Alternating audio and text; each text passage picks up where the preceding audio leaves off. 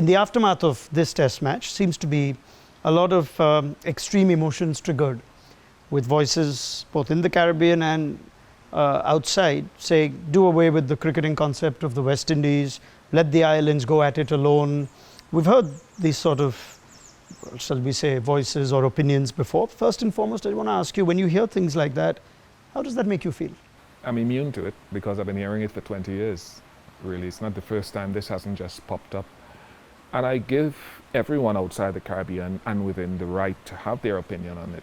But I don't think that people really understand the resources, human resource, economic resource, structural resource that it takes to be an international playing country. If you say Trinidad with 1.5 million people decide to go it alone, Barbados with 273,000 decide to go it alone, even though they produce more test cricketers per square mile there historically, whatever. So I don't think that people outside are really sitting down and understanding the magnitude of what it takes to go it alone, starting from an associated fifth division or whatever the case is, and then going up the ladder. I would believe, and I continue to believe, that the history of West Indies cricket, the sentiment of West Indies cricket still has a foundation that we can build and work with if we get our structure right, our infrastructure right, and get a buy-in from the leaders of the Caribbean and the organization that runs West Indies cricket or is responsible for West Indies cricket.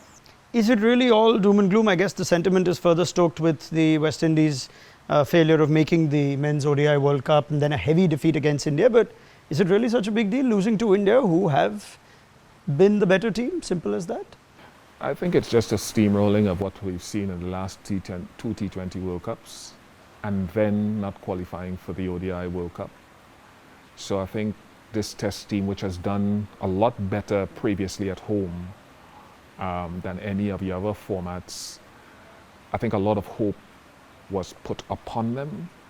But India are the #1 team in the world, so I don't know if people's expectations are realistic around what outcomes should be.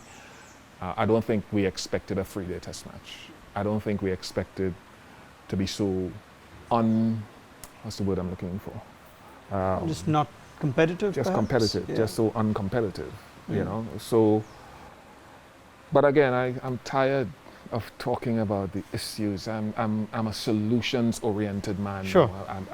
I don't want to talk about the issues anymore. I want to talk about what are the solutions. Okay, fair enough. Then given the margin of defeat, Craig Brathwaite has his work cut out, the West Indies have their work cut out. Do you see a better response in Trinidad? Yeah, I think the response, I'm not saying they're going to win the test match or that they're going to lose the test match. I think they'll play better. They have to. The selection is right. But the development or redevelopment of West Indies cricket is a long-term project. And there are issues we can talk about around that. Thank you for your time, Vish. Thanks for having me.